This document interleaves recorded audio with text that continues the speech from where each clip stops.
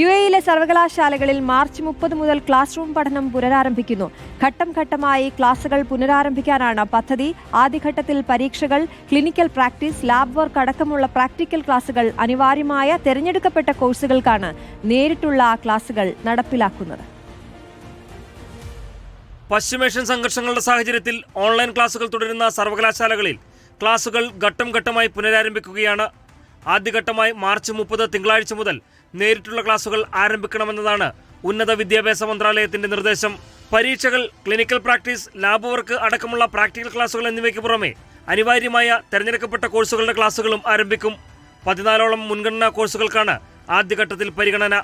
സുരക്ഷാ മാനദണ്ഡങ്ങൾ ഉറപ്പാക്കി education, human development and community കൗൺസിലിന്റെ സഹകരണത്തോടെയാണ് തീരുമാനം. കൃത്യമായ ഇവാക്വേഷൻ പദ്ധതികൾ, അടിയന്തര സുരക്ഷാ മാനദണ്ഡങ്ങൾ അടക്കമുള്ളവ സർവകലാശാലകൾ ഉറപ്പുവരുത്തണമെന്നും സർക്കുലറിൽ വ്യക്തമാക്കുന്നുണ്ട്. ഔട്ട്ഡോർ ടീച്ചിങ്ങും മറ്റ് പരിശീലന പരിപാടികളും അനുവദിക്കില്ലെന്നും അധികൃതർ വ്യക്തമാക്കി. അധികൃതരുടെ നിർദ്ദേശങ്ങൾ പിന്തുടരണമെന്നും ആവശ്യമെങ്കിൽ തിരികെ ഓൺലൈൻ ക്ലാസുകളിലേക്ക് മാറണമെന്നും സർവകലാശാലകളോട് നിർദ്ദേശിച്ചിട്ടുമുണ്ട്.